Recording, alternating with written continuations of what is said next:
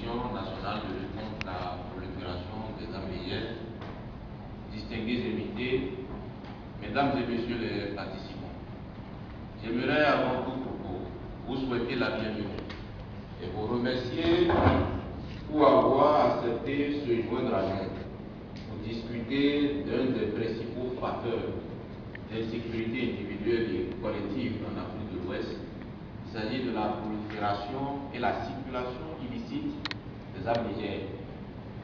Mettre en débat un tel sujet ne manque nullement de pertinence si l'on se réfère à l'un des éléments déclencheurs de la crise malienne, qui est la circulation des armes à la suite de la chute du régime libyen. Il est d'abord un devoir citoyen pour Wadep Bénin, en tant qu'acteur de la société civile et spécialiste des questions de paix et de non-violence, d'assurer la veille et d'attirer l'attention des gouvernants sur toute menace réelle ou imminente qui pèse gravement sur la sécurité humaine. Aussi est-il fait l'amer constat qu'aujourd'hui, près d'1 milliard d'armes légères et de petits calibres sont éparpillées aux 4 coins de la planète. À elle seule, l'Afrique en comptabilise plus de 100 millions. Et nous savons tous les conséquences irréparables que causent les armes légères en Afrique. Près de 90% des victimes de guerre sont tuées par des armes légères. Cette situation alarmiste est le constat de la combinaison de plusieurs facteurs, allant de la production incontrôlée de ces armes jusqu'à leur exportation ou leur importation excessive, en passant par la corruption d'État. Mesdames et messieurs, concevez avec moi que pour des raisons de défense et de sécurité des territoires, des biens et des personnes, les États devraient être les seuls acteurs habilités à utiliser légitimement des armes légères. Ce principe est malheureusement contrebalancé par des doctrines géostratégiques qui recommandent que des armes légères soient aussi livrées à des commandements rebelles ou insurrectionnels ou encore à des acteurs étatiques considérés comme des génocidaires. Dans ces derniers cas, on peut considérer, avec l'article 51 de la Charte de l'ONU, que la livraison des armes légères à des acteurs non étatiques n'est ni plus ni moins qu'un soutien à des groupes qui portent atteinte à la souveraineté de ces États. Dans tous les cas, il est urgent de contrôler la production et la circulation des armes légères. Somme toute, la circulation incontrôlée et l'emploi abusif des armes légères constituent un ensemble de menaces pour la paix. On peut citer la violence armée, la guerre et l'insécurité internationale, l'insécurité humaine, le sous-développement économique, le pillage des ressources naturelles, la violation des droits humains et du droit humanitaire, et aussi le prolongement du terrorisme. Mesdames et messieurs, devant les désastres causés par la circulation incontrôlée des armes légères en Côte d'Ivoire récemment, en Sierra Leone et au Libéria plus loin, et en Centrafrique actuellement, il est impérieux de s'imposer clairement des cadres politiques et juridiques pour lutter efficacement contre ce phénomène. C'est justement pour ce faire que dans le contexte béninois et à travers le présent atelier, il sera identifié les acteurs, circonscrire les responsabilités et penser des actions appropriées pour une lutte efficace contre la prolifération des armes légères. Au regard de la qualité des expertises réunies en cette salle, je suis convaincu que les résultats escomptés à travers le présent atelier seront largement atteints. Je puis vous souhaiter plein succès à vos travaux. Je vous remercie. Merci beaucoup, M. Prudence Dabodebou. C'est vrai, de l'expertise rassemblée parce que nous sommes en partenariat sur cette action avec la Commission nationale de lutte contre la prolifération des armes légères, une commission qui regroupe justement les expertises en cette matière et qui doit coordonner les actions dans le cadre de cette thématique. Et donc, nous avons été très heureux que la Fondation Konrad Adenauer nous appuie, parce que après la crise, sinon avec la crise malienne, la Commission a inscrit un volet pour travailler sur des questions du genre. C'est dans ce volet que nous recevons cet appui-là de la Commission. Et je voudrais respectueusement inviter M. Bawa Yaya, représentant la Fondation Konrad Adenauer, à bien vouloir prendre la parole pour dire le mot de la Fondation Konrad. Vous avez la parole. Merci beaucoup. Monsieur le Président de la Commission nationale de lutte contre la prolifération des armes légères, Monsieur le Vice-président du Conseil d'administration de WANEP Bénin, Monsieur le coordonnateur national de WANEP Bénin, Mesdames et Messieurs, chers participants, j'ai à mon tour l'insigne honneur de souhaiter à chacun et à tous la bienvenue et de vous remercier au nom de la Fondation Konrad Adenauer d'avoir accepté de participer à ce séminaire. Dans notre sous-région aujourd'hui, l'on dénombre plusieurs facteurs persistants d'insécurité et sources d'inquiétude liées entre autres à la prolifération des armes légères et de petit calibre et au vol à main armée. Les armes légères ont fait leur preuve en matière de menaces graves et manifestes à la paix et à la sécurité. En effet, nous gardons toujours en mémoire les destructions causées par ces objets dans des pays ayant connu des conflits armés tels que le Soudan, la Somalie, le Rwanda, la Sierra Leone, le Libéria et plus récemment dans d'autres pays. C'est dire que nos efforts d'édification de paix ne peuvent être durablement efficaces dans un contexte de production incontrôlée des armes légères et de petit calibre, de leur exportation et importation excessive qui contribuent à aggraver l'insécurité et menacer la paix et le développement. En effet, notre pays, le Bénin, est connu, tout comme le Mali, le Niger, le Ghana, le Nigeria et d'autres, comme des pays de fabrication artisanale de ces instruments de destruction matérielle et humaine que sont les armes légères. Mesdames et messieurs, dans ce contexte sécuritaire sous-régional particulièrement difficile et délicat, surtout à partir du Mali, force est de reconnaître que les quelques initiatives collectives de lutte contre la prolifération des armes légères et de petit calibre jusqu'ici se sont avérées lentes, insuffisantes et peu efficaces. Et c'est pourquoi il est dans l'intérêt de tous de trouver de nouveaux axes de collaboration à l'échelle nationale et sous-régionale afin de mieux maîtriser la circulation de ces objets d'insécurité. Mesdames et messieurs, l'ampleur des incertitudes auxquelles sont confrontées les populations au quotidien nous rappelle la nécessité de plus d'engagement par les acteurs, de plus d'actions collectives pour parvenir à asseoir la sécurité, la stabilité et la paix durable. La Fondation Konrad Adenauer se réjouit de la tenue de ce séminaire et remercie le WANEP Bénin pour sa collaboration. La Fondation Konrad Adenauer ne ménagera aucun effort pour soutenir toute initiative visant à réduire la présence des armes légères et de petit calibre dans notre pays et au-delà. Je nous souhaite de fructueux échanges sur ce thème durant la journée et je vous remercie pour votre aimable attention.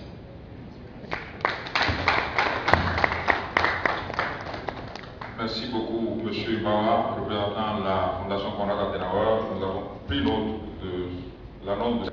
Je vais vouloir prendre la parole pour nous délivrer son message de lancement officiel du président d'atelier. Monsieur le ministre, vous avez la parole. de la représentante présidente de Conrad Adenauer, Monsieur le coordonnateur national de WADEF Bénin, Mesdames et Messieurs, les acteurs à divers niveaux, représentants des ministères de l'Intérieur et de la Sécurité des cultes, du ministère de la Défense nationale, du ministère des Affaires étrangères, de l'intégration africaine, de la francophonie et de l'extérieur, Mesdames et Messieurs, membres d'organisations de la société civile, honorables invités, Mesdames et Messieurs, je voudrais d'abord remercier l'équipe de WADEF Bénin pour avoir eu une initiative non seulement de l'organisation du présent atelier sur un sujet aussi capital pour la suivi des uns des autres, mais aussi pour avoir sollicité le partenariat de la Commission nationale de lutte contre la prolifération des armes légères. Je voudrais également saluer la Fondation Conrad Adenauer qui, de par son soutien financier à l'organisation du dit atelier, a permis une fois de plus ce rapprochement entre nos deux structures. Je voudrais enfin vous remercier, vous tous ici présents, qui avez répondu à l'événement de ce jour, preuve de l'intérêt que vous portez à la lutte contre la prolifération des armes légères et des petits calibres dans notre pays. Mesdames et Messieurs, le recours aux armes est une pratique ancienne, se définissant comme un moyen d'attaquer ou se défendre, malheureusement toujours avec des effets meurtriers dans l'un ou l'autre cas.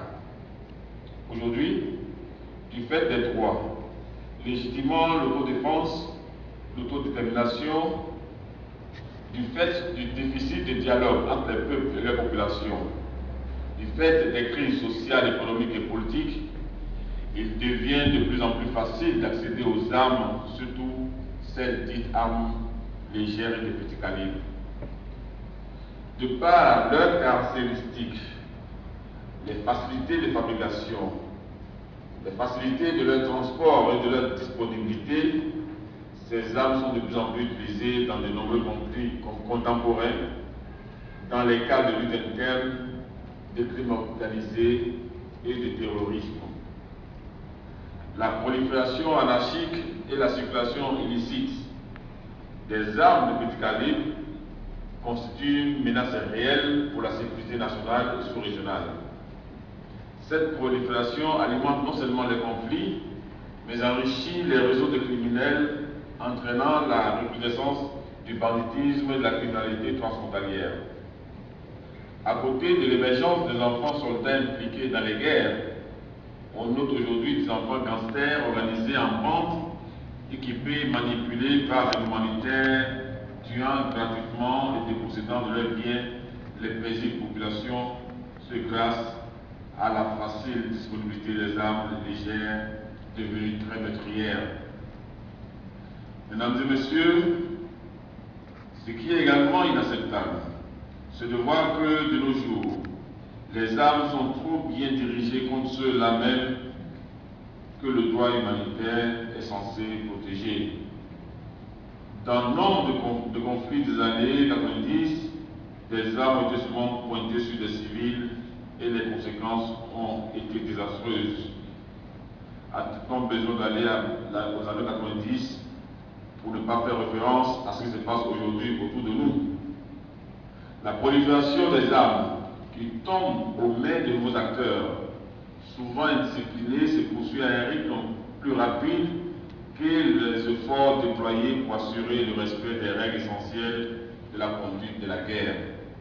Il s'ensuit un déchaînement de violences aveugles et une avalanche d'images plus horribles les unes que les autres qui risquent d'avoir leurs effets d'insensibiliser le public et les responsables politiques aux violations du droit humanitaire commises aujourd'hui. Face à l'ampleur inquiétante que prend de nos jours la prolifération des armes légères de petit calibre, si des mesures énergiques ne sont pas prises pour limiter la disponibilité des armes et munitions, toutes catégories confondues, le monde irait inéluctablement vers une catastrophe universelle.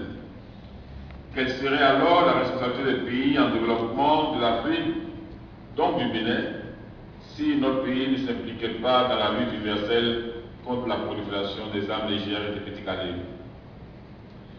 Il ne fait aucun doute que dans nos sociétés d'aujourd'hui, les armes sont largement répandues.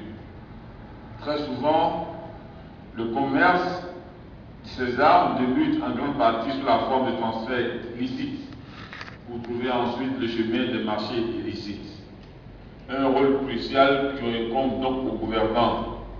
Il s'agit de renforcer la réglementation de la fabrication et des exportations et de veiller à son application. Il convient en particulier de mettre en place une coordination plus efficace des politiques nationales. Mais la sécurité n'étant pas l'affaire des seules forces de sécurité publique et de défense, elle est aussi l'affaire de chacun de nous, car c'est au sein de nos populations, dans nos quartiers de ville et de village, que vivent et se cachent les malfrats et autres braqueurs. Il suffira donc que les populations veuillent et il n'y aura plus de braqueurs, de cachettes d'armes et de munitions. Et c'est ici que le rôle des organisations de la société civile est essentiel dans le travail de sensibilisation et d'éducation des populations en matière de prolifération des armes légères. C'est pour cela que dans la Convention des États membres, je reprends, c'est pour cela que dans la Convention de la CEDEAO, les États membres se sont engagés à développer, précisément à l'article 23-2, à développer et ou renforcer leur partenariat avec les organisations de la société civile au niveau local, national et régional, en incluant évidemment les jeunes et les femmes pour une meilleure information et sensibilisation du public. C'est dire que la Commission nationale de lutte contre la prolifération des armes légères se veut être le partenariat des organisations de la société civile dans la lutte contre la prolifération des armes légères chez nous au Bénin. Pour ce faire, nous devons avoir des points de vue identiques et parler le même langage.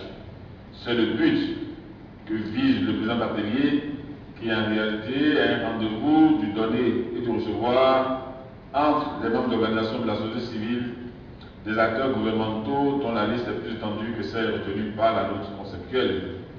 Ce qui importe, c'est qu'à l'issue de cette journée que durera ce présent atelier, tous les acteurs ici présents fondent et consolident leur partenariat dans le travail d'éducation pour la paix et la sensibilisation des populations sur la question de la prolifération des armes légères.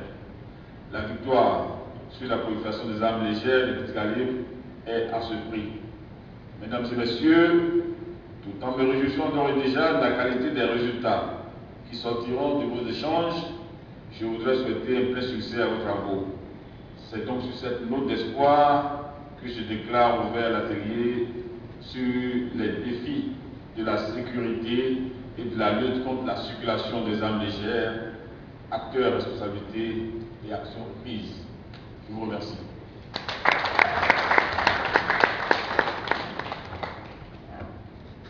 Merci beaucoup, Monsieur le Président. Moi, c'est le professeur de Libéra Bonaventure. Je suis le président de la sous-commission sensibilisation à la Commission nationale de lutte contre la prolifération des armes légères. Voilà.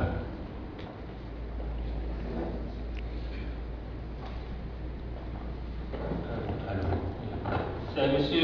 Hassani Naïm, je viens du bureau de la Convention des conflits de la CEDEAO.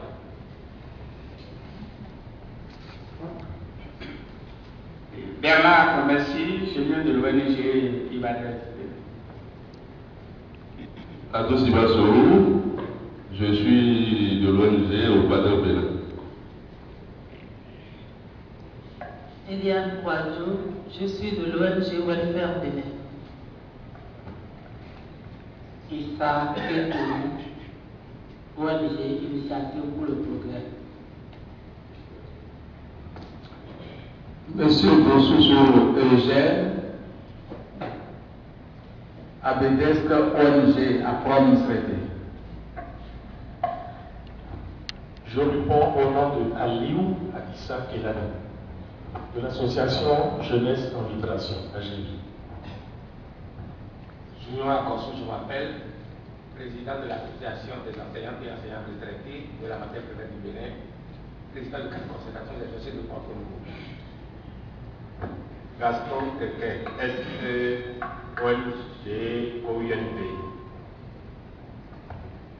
Tombewa Agosso Antoine, président ONG Ordre universel de non-violence. Olivier Alphonse, directeur exécutif de l'ONG MADAP. Bouya Max, membre du Razalem. Mais voyons Marcel, je viens de l'ONG Fondation Joseph de Rocken. Alice Marconsen, commissaire de police au service du commissariat central de Porto. Benoît Yeto, commissaire de police, direction générale de la sécurité publique, ministère de l'Intérieur, de la sécurité publique et des cultes. Ansel Blaise, inspecteur de police dans le service au commissariat central. D'abord, un point Blanchard, officier de paix en service au commissariat central de Porto Nouveau. Julien Oussou, coordonnateur national Wanné Bénin. Tobias Massoum, journaliste au quotidien Le Matin. André Chacolombe, association féministe Mekodi, nom du réseau web. Esquil Agbo, journaliste au quotidien d'événements précis. Jean-Paul Mikonle, journaliste à la télé. Moussé Abdelrahimi, ONG PPT Sakete. Accordé Gaspard, nouveau défi pour le développement du foyer. Yévimi Mouton, le jeune, du mouvement africain pour la prévention du terrorisme.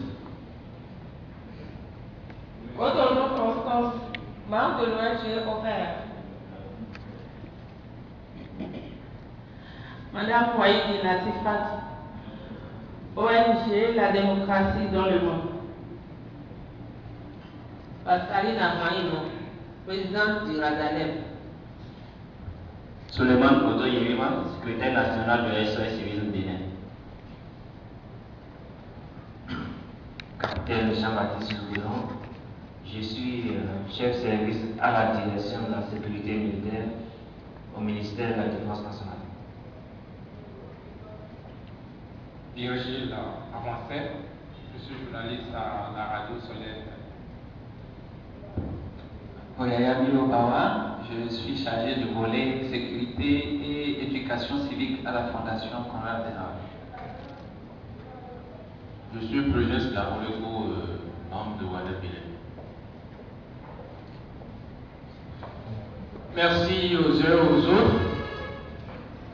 Cela montre en réalité que tout un chacun de nous ici a une forme d'expertise.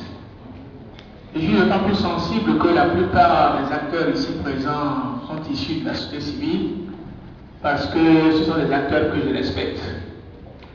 Je les respecte et je dis très souvent, lorsque nous travaillons, lorsque nous réfléchissons, que si les ONG venaient à se prendre au sérieux, l'État se doit à chaque fois de les respecter. Parce que les ONG ne fleurissent que là où est absent l'État. Mais l'absence de l'État ne suppose pas que les ONG doivent s'inscrire dans une politique hors État. Donc c'est ce qui fait que le partenariat État-société civile est un mariage indissoluble. Nous, à la CNCPAL, on a cette vision. Mesdames et messieurs, l'atelier qui nous ressemble ce jour nous amène à parler d'un problème sérieux. Aujourd'hui, vous allez constater qu'il y a un fléau qui hante de plus en plus le monde, l'Afrique, dont le Bénin. Et ce fléau qui hante aujourd'hui notre monde, qu'est la prolifération des armes légères, a amené un écrivain tanzanien à dire ceci. Si nous les hommes nous ne prenons pas garde, le monde irait non pas dans la main de ceux qui ont des moyens de production, mais irait plutôt dans la main de ceux qui ont des moyens de destruction. Voilà aujourd'hui le défi. Mais c'est bien de prononcer ce genre de discours. Comment est-ce qu'on peut croire qu'un phénomène tant décrié depuis des millénaires continue par perdurer, continue par persister, si ça n'a pas une complicité quelque part? Parce que quelque chose qui persiste, s'il n'a pas une complicité quelque part, doit pouvoir disparaître. Donc, il va donc de soi que lorsqu'on veut parler de la problématique de la prolifération des armes légères, il y a trois questions fondamentales que l'on se pose et auxquelles on doit nécessairement apporter une réponse. La première, on doit pouvoir se dire de quoi s'agit-il? C'est quoi la prolifération des armes légères? La deuxième, c'est comment en est-on arrivé là? Si tout à l'heure il est constaté que dans notre pays le Bénin, le phénomène existe, l'ampleur y est, il va falloir que nous cherchions à savoir comment on en est arrivé là. Et lorsqu'on a répondu à ces deux premiers questionnements, on doit pouvoir répondre à la troisième, qui n'est pas forcément une question. Quels en sont les impacts? En d'autres termes, quelles solutions faut-il apporter? Et je crois que la première session intitulée La problématique de l'insécurité et de la prolifération des armes légères au Bénin doit pouvoir répondre à ces trois préoccupations.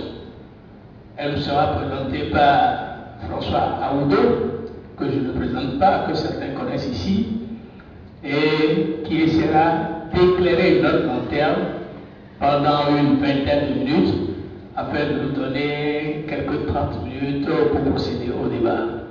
Alors je vous invite très chaleureusement et fraternellement à nous présenter votre session. Merci. Merci, le professeur. Merci à toute l'assistance.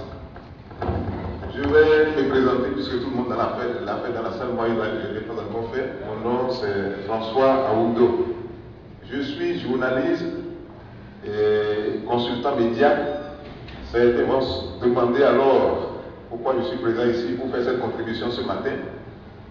Ces 10 dernières années, je voulais beaucoup plus faire ce qu'on appelle la consultation sur les médias. Ce qui m'a amené régulièrement en Afrique centrale, notamment au Tchad et au Burundi où j'ai fait de nombreux séjours. Et c'est là que j'ai pu me rendre compte de l'ampleur du phénomène et de ce qu'il représente. Mais je me dois de remercier particulièrement quelqu'un ici, c'est le professeur Olivera, qui m'a permis vraiment de me cultiver en la matière. Voilà pourquoi on m'a confié ce propos introductif de ce matin. Cela dit, je voudrais préciser aussi que quand Julien Oussou, coordonnateur du WADEP, m'a sollicité pour faire cette contribution, ma première question c'est de savoir qui sont les participants.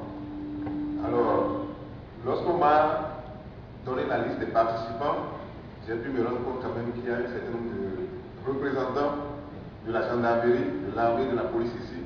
Cela m'a rassuré parce que c'est leur domaine par excellence et je voudrais déjà leur dire qu'ils auront à éclairer notre antenne durant toute la journée. Cela dit, comme l'a déjà expliqué le professeur Olivera tout à l'heure, le thème de mon propos c'est la problématique de l'insécurité et de la prolifération des armes légères au Bénin. Alors, pour parler de ce thème des armes légères, il va falloir, comme le disait si bien le professeur tout à l'heure, qu'on sache de quoi nous parlons, comment en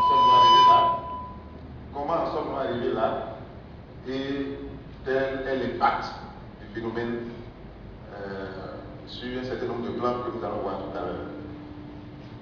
Alors,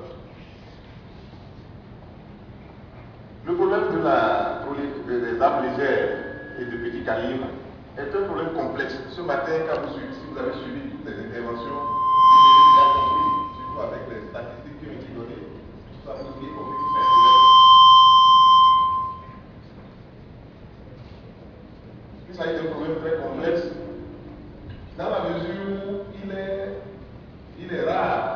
que vous voyez des gens circuler avec ces armes en période normale, en tout cas pour ce qui concerne notre pays ici, où je n'ai pas encore entendu, je n'ai pas encore vu des cas fréquemment.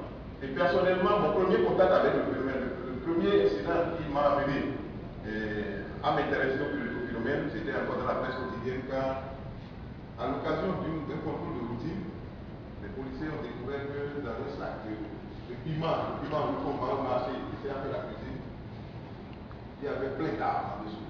Or, quand vous voyez le sac, quand on l'ouvre, vous avez compte c'est du piment qui est là. Et lorsque vous avez affaire à un produit qui est à un objet qui est transporté dans ces conditions-là, il est un peu complexe de savoir où aller chercher ce produit, qui sont ceux qui se chargent de faire son trafic. Donc, c'est un problème complexe. C'est un problème sécuritaire. Ce matin, on en a parlé vraiment là également parce que vous êtes rendu compte que quand vous savez que dans cette salle, quelqu'un porte une arme et qui n'est pas un homme avec une porte, qui devrait légalement porter une arme, vous êtes rassuré. Donc, ça pose un problème de sécurité. Nous en avons la preuve tous les jours et quand nous allons parler de l'impact, c'est un problème mondial qui n'épargne aucun État de la planète. Il y a des pays où les gens, l'État a plus de moyens pour mener la lutte et pourtant ce phénomène existe encore. En plus, il y a d'autres États qui ont des moyens relativement plus limités que d'autres. C'est pour cela que ce problème est un problème mondial. Cela suppose que la lutte également doit se mener au plan mondial. Alors, pour parler de ce thème, nous allons rapidement faire quelques clarifications conceptuelles, parler des caractéristiques, causes et manifestations essentielles du phénomène et ses causes, et ses conséquences, pardon, et quelques suggestions. Voilà, globalement, ma minute, c'est un peu 20 minutes, que nous allons essayer de voler un peu vite. Alors, en termes de clarification conceptuelle, trois concepts retiennent notre attention ici. Il y a ce qu'on appelle armes légères, ce que c'est que la prolifération et l'insécurité. Voilà les trois concepts que nous tenons notre attention ici. Maintenant, il faut retenir que déjà quand on parle d'armes légères, il y a déjà un impact sur l'insécurité, sur la sécurité du terrain. Parce que je disais tantôt que quand quelqu'un porte une arme dans votre voisinage, qui est à côté de vous, et qui n'est pas quelqu'un qui devrait la porter, c'est que déjà vous vous sentez en insécurité. Mais lorsque les armes légères prolifèrent, c'est que le problème est plus grand. Donc, qu'il y ait prolifération ou pas, lorsque des armes légères circulent de façon illégale, il y a insécurité. Lorsqu'il y a prolifération, vous comprenez que la peur est beaucoup plus grande. Alors, c'est quoi? Qu'est-ce qu'une arme légère et une arme de petit calibre? Voilà une définition que j'ai mise dans un des documents très officiels du Programme des Nations Unies pour le développement. Il s'agit de toute arme meurtrière portable à dos d'homme qui propulse ou lance des plombs, une balle ou un projectile par l'action d'un explosif, ou qui est conçu pour se faire ou peut être aisément transporté à cette fin, à l'exclusion des armes légères et de petit calibre anciennes de leur origine. En fait, ce qu'il faut retenir ici, il s'agit des armes que nous voyons généralement partout ici, que certains de nos hommes en uniforme portent également, que nous voyons, il s'agit de ces types d'armes. À l'exclusion, je vais laisser les spécialistes nous expliquer tout à l'heure, des poignards, par exemple, de la matraque, qui sont que nous considérons comme des armes aussi, et de ce qu'on peut considérer comme des armes lourdes. L'autre fois, pour le Conseil des ministres, qui s'est tenu, je crois qu'il y a une semaine, l'autre mercredi, je crois que ceux qui ont pris part le pont de Porto-Novo ont pu voir ce qu'on peut considérer comme une arme lourde. Alors, ce ne sont que des images simplement pour nous donner une idée des armes dont nous parlons. C'est quoi une arme de petit calibre? Il s'agit de toute arme individuelle, revolver, pistolet, fusil, carabine. Nous connaissons la carabine, que nous connaissons beaucoup plus depuis nos villages, parce que ça se fabrique aussi de façon artisanale sur nos situations individuelles. Une arme légère est une arme conçue pour être utilisée par 2 ou 3 personnes. Même si une seule personne peut également la transporter. En fait, nous ne sommes pas des spécialistes du domaine. Et pour éviter que le jargon nous empêche d'évoluer, nous allons faire comme le plus qui considère que ce soit une arme de petit calibre ou une arme légère, le plus utilise seulement arme légère pour désigner le tout. Et c'est cette approche que j'ai également adoptée. Le test, s'il y a juste des passages qui retiennent votre attention, vous pouvez les prendre. Sinon, le test est nécessaire, on va mettre à votre disposition. C'est quoi la sécurité? Il s'agit d'une situation dans laquelle quelqu'un n'est exposé à aucun danger, aucun risque d'agression physique, d'accident, de vol, de détérioration. Ce que je voudrais retenir ici, comme le dit bien l'adage, l'absence de guerre ne signifie pas forcément qu'il y a la paix. Donc, on dit situation dans laquelle, quand vous vous sentez déjà exposé au danger, c'est que vous êtes déjà en insécurité. Donc, il ne suffit pas qu'on vous agresse forcément. Dès que vous sentez cette menace-là, vous êtes déjà en insécurité. Alors, pour ce qui concerne la prolifération, ce sont des mots qui sont dans le dictionnaire qui ont été techniques. Il s'agit du fait de se reproduire en grand nombre et rapidement. Et la prolifération signifie simplement une multiplication rapide, un foisonnement, un musulman. Voilà globalement en termes de planification conceptuelle. Donc chaque fois qu'on parle de l'arme légère, retenez que ce soit petit calibre ou pas, retenez simplement. Voilà. Quelles sont les causes? L'une des causes, parce que mon propos porte beaucoup plus sur le Bénin, l'une des causes, si on s'en tient au cadre béninois, c'est l'augmentation du nombre de fabricants au plan artisanal. Quand nous étions petits, ou bien dans nos villages, si vous prenez peut-être une zone très grande, quand il y a une seule personne qui en fabriquait, on le sait, et c'est peut-être lui qui en fabrique pour tous les affaires de la région. Ce n'est plus le cas aujourd'hui, le nombre de fabricants a augmenté. Regardez les sites que nous avons ici. Le rapport d'enquête de la commission au titre de l'année 2009 a relevé 350 fabricants. Et les statistiques ont montré que chacun d'eux fabrique en moyenne, disons, près de 2 armes. Quand on est 1,90, près de 2 armes par semaine. Si vous prenez près de 2 armes par semaine et qu'on sait qu'il y a 52 semaines dans une année, ce qui sont 350, ça vous permet d'avoir une idée de pourquoi ça s'est multiplié. En plus, les techniques de fabrication étaient sélectionnées. Ce qu'on appelait Chakabion quand on était petit. Et chaque fois qu'on tire, il faut recharger à nouveau. C'est dépassé. Donc, le temps de Chakabion étant terminé, les fabricants artisanaux aujourd'hui fabriquent des armes qui utilisent des balles importées d'Europe. Et quand vous regardez, avant que vous soyez vraiment un grand spécialiste, vous ne pouvez pas savoir que cette arme n'a pas été importée. Donc, ils ont perfectionné les techniques de fabrication. Le nombre de fabricants aussi a augmenté. Il y a le fait que ces armes ne sont pas fabriquées ici seulement. Il y en a qui viennent partout. Quand nous sommes dans un département qui est bien connu pour les trafics de toutes sortes, venant du Nigeria par exemple, dans ce domaine aussi, les armes passent pour entrer sur notre territoire, comme ça peut quitter ici et aller sur notre territoire. Il y a la corruption de certains agents chargés de la sécurité en général et de la surveillance des frontières. Si par malheur il se trouve qu'il y a des agents qui sont chargés de la sécurité aux frontières, ou même de la douane, et qui sont corruptibles, il n'est pas exclu qu'on puisse leur donner de l'argent et faire passer ces produits très dangereux comme des armes. Ça fait partie des raisons de la prolifération également. Il y a le laxisme et l'irresponsabilité de certains dirigeants. Et ça, ce n'est pas typiquement béninois. Les pays où l'instabilité naît, on a vu des pays au Bénin ces dernières années où des raisons de guerre ou de menaces d'un pouvoir s'est permis. Il est dit en Côte d'Ivoire qu'à un certain moment, le président Gbagbo s'est permis de distribuer des armes à des Vénitiens. Et lorsque vous distribuez des armes dans ces conditions, quand la situation va se stabiliser, ce qu'on peut considérer comme stabilité, les gens gardent des armes. Tout au moins, ils ont déjà appris l'usage de l'arme et ils seront toujours tentés d'en avoir et d'en faire usage. Il y a la législation qui ne permet pas de lutter convenablement contre la prolifération. Parce que le phénomène de la prolifération n'a démarré que peut-être cette dernière décennie. Il y avait une législation qui réglementait la détention et le port d'armes.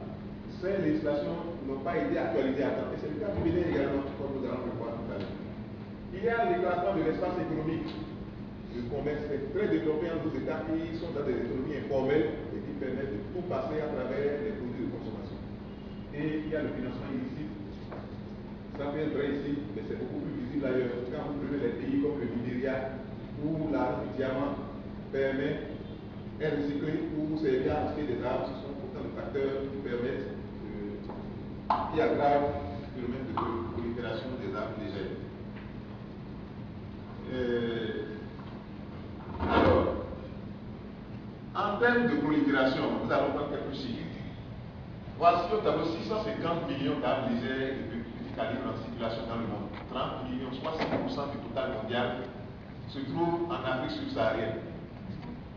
L'immense majorité de ces 30 millions d'armes se trouve entre les mains des civils. C'est là le danger. L'immense majorité de ces 30 millions d'armes se trouve entre les mains des civils. Je parlais tout à l'heure des gens qui ne devraient pas détenir, porter ces armes, ce fait que l'essentiel est entre leurs mains.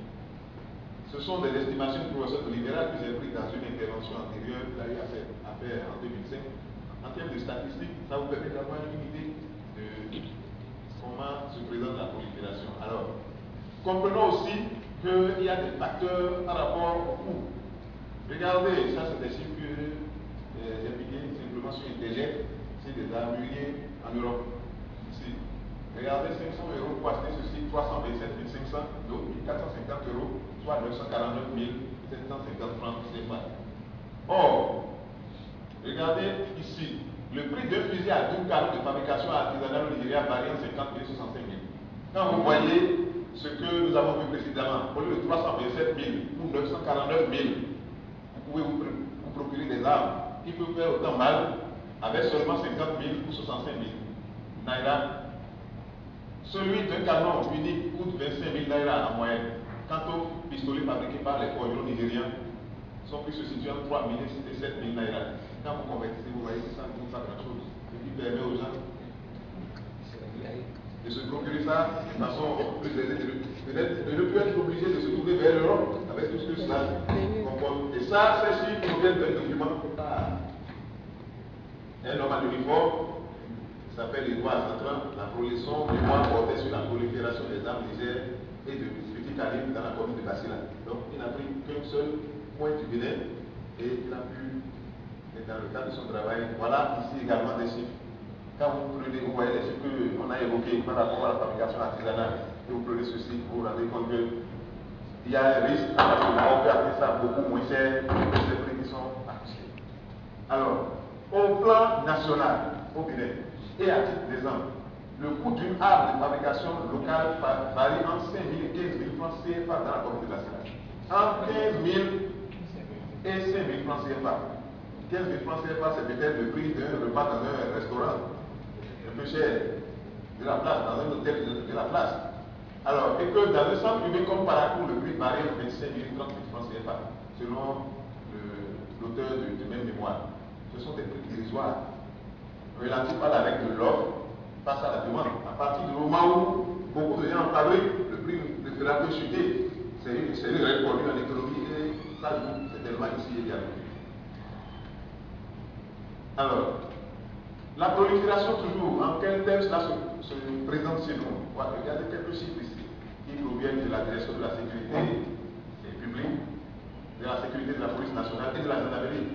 En 2008 et 2012, la police a pu intercepter 72 armes de guerre. Donc, ce ne sont pas que simplement des armes de petit calibre, 72 armes de guerre, 109 armes de fabrication artisanale, donc ce qui est fait par le forgeron et autres, et 534 munitions.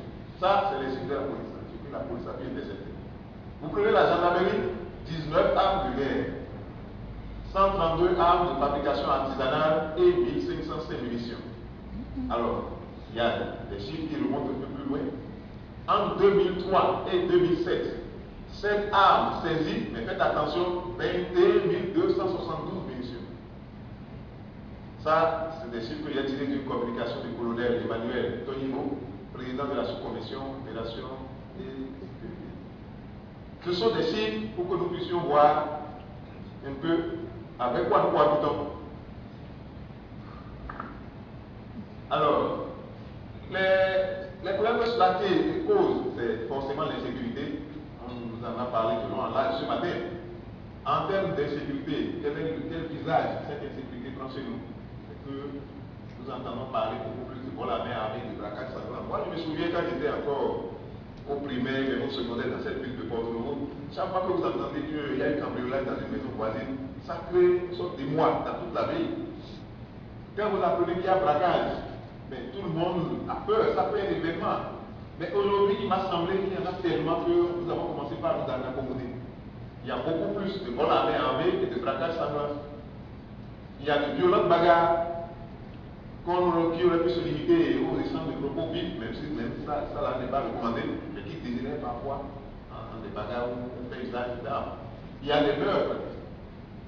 Il arrive qu'on retrouve la dépouille de telle personne à tel endroit sans qu'on sache qui l'a fait et que ce soit par arme à feu que la personne soit abattue. La piraterie, ce n'est pas limité à notre territoire spécialement, mais n'oubliez pas que ces derniers temps, ces derniers mois, sur nos côtes, il y a eu pas mal de navires qui ont été attaqués. Donc ça veut dire forcément que ça nous concerne également, ici, là où nous sommes.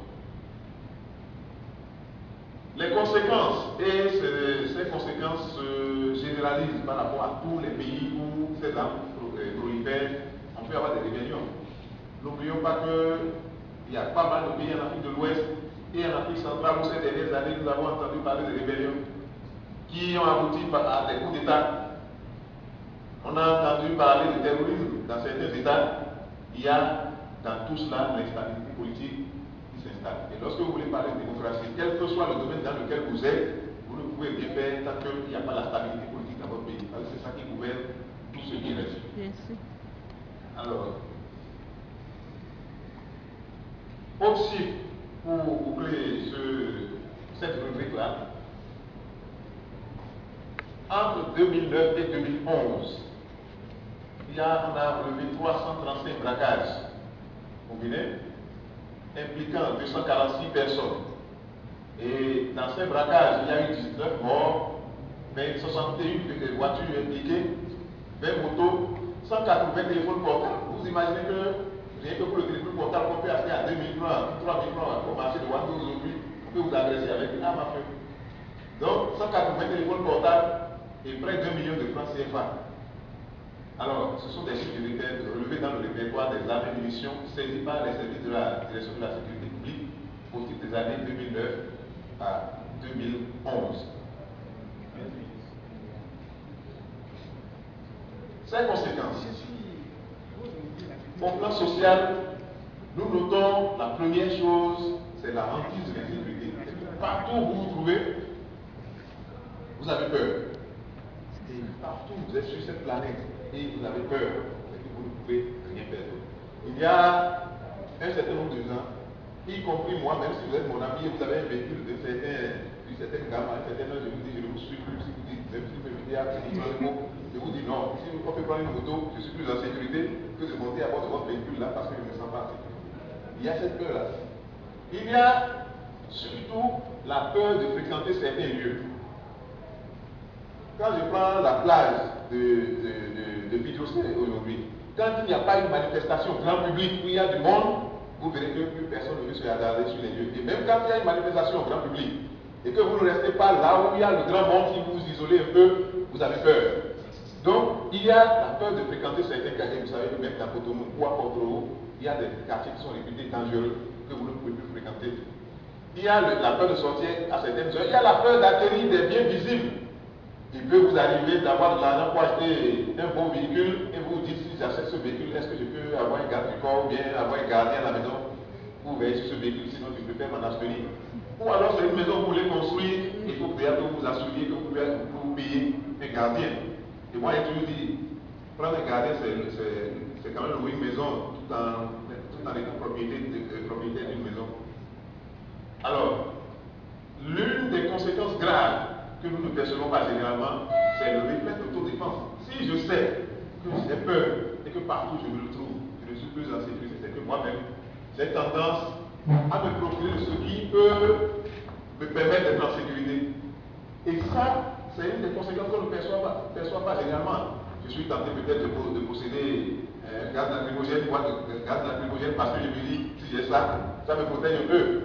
Je serais tenté peut-être d'avoir une arme à feu parce que je me dirais, bon, si j'ai ça encore, si quelqu'un m'attaque, je peux attaquer la personne aussi. Mais le problème que cela pose, c'est celui-ci.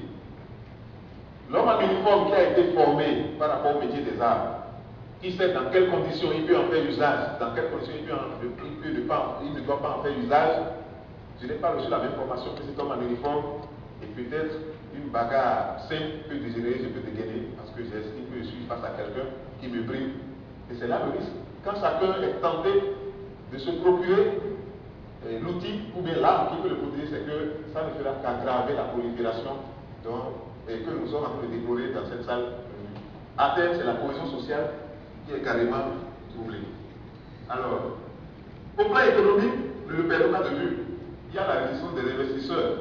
Moi, je ne suis pas d'affaires, mais si je l'étais, ou bien en écoutant la chronique des matières premières, la chronique économique sur les radios internationales, vous verrez que les pays où on constate qu'il y a des menaces de cette nature, personne ne veut investir. Personne ne veut investir. Vous m'excusez de donner ce cas.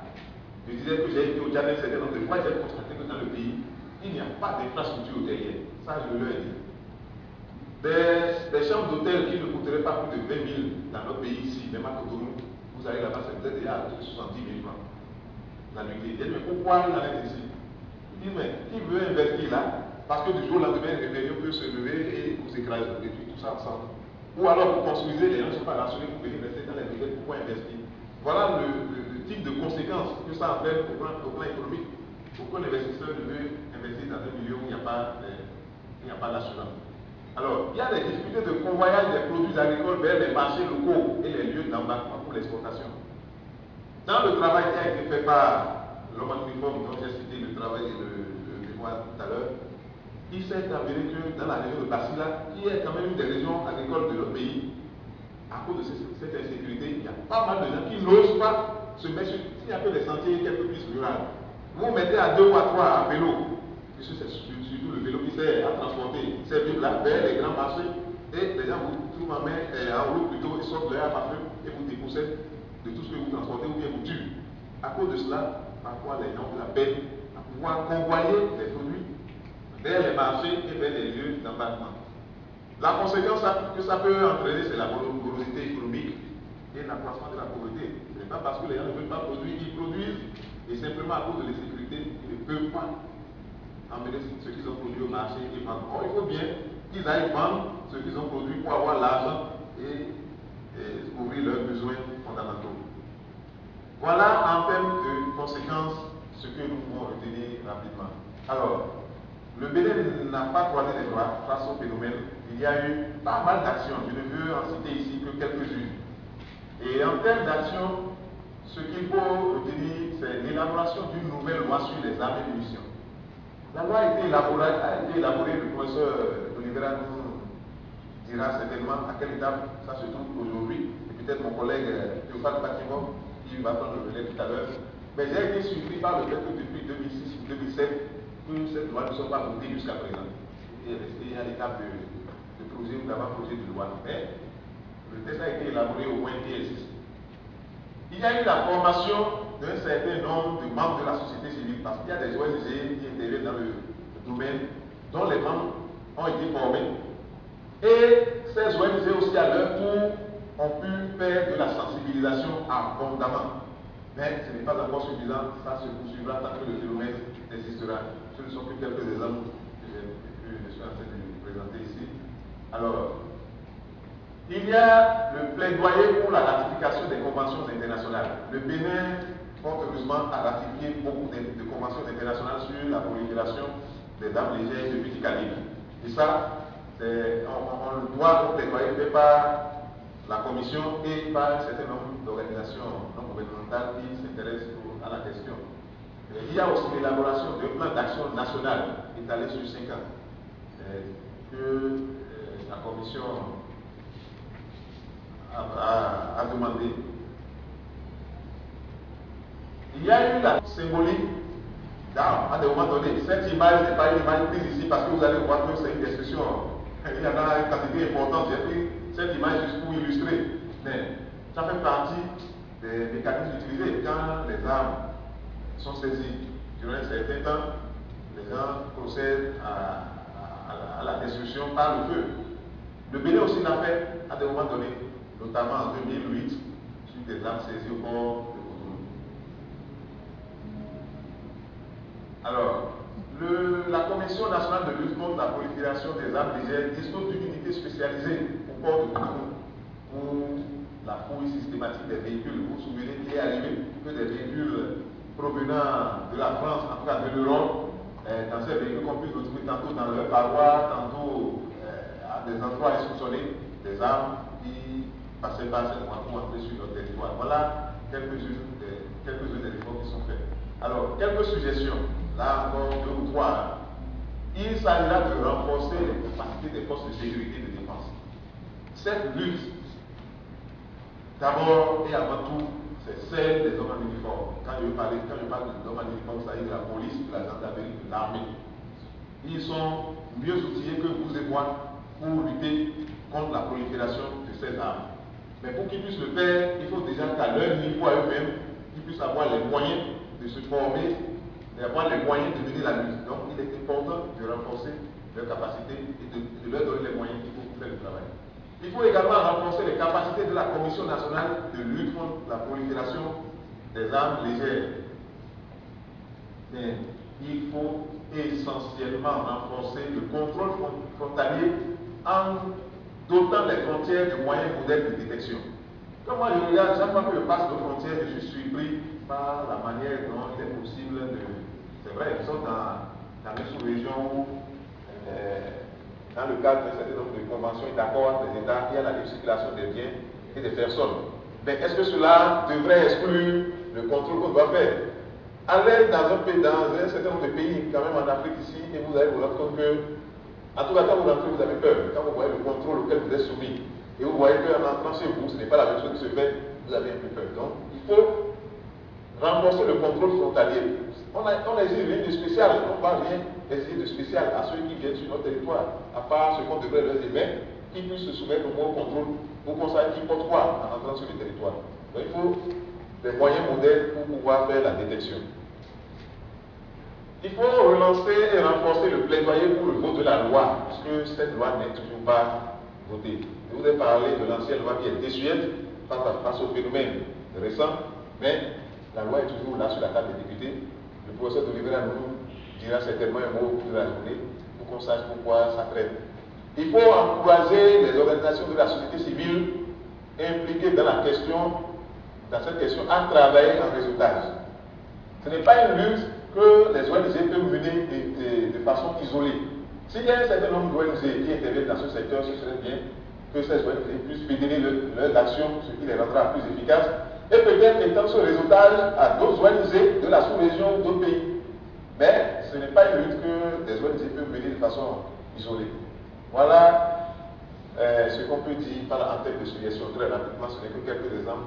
Alors, le phénomène de la prolifération des armes légères et de petit calibre est une menace majeure de notre époque. On l'a dit ce matin.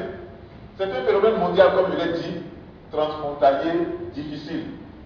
D'où ce dont je viens de parler tout à l'heure, cette lutte doit être menée en synergie. Aucun État ne peut de façon isolée mener cette lutte-là de façon efficace. Il faut que ce soit fait dans le cadre d'une certaine coopération pour qu'on puisse s'en sortir. Le contexte géopolitique actuel du Bénin exige plus d'attention et de moyens humains, techniques et financiers pour une lutte plus efficace, car la problématique de la lutte contre la prolifération des armes légères est une problématique qui concerne le développement. Là où il n'y a pas la paix, là où il y a la peur, comme nous l'avons vu tout à l'heure, vous ne pouvez mener aucune activité et être tranquille. Voilà ce que je voudrais dire simplement en 2 mots. Juste pour introduire nos propos et retourner la parole au professeur D'Oliveira, je vous remercie pour votre attention.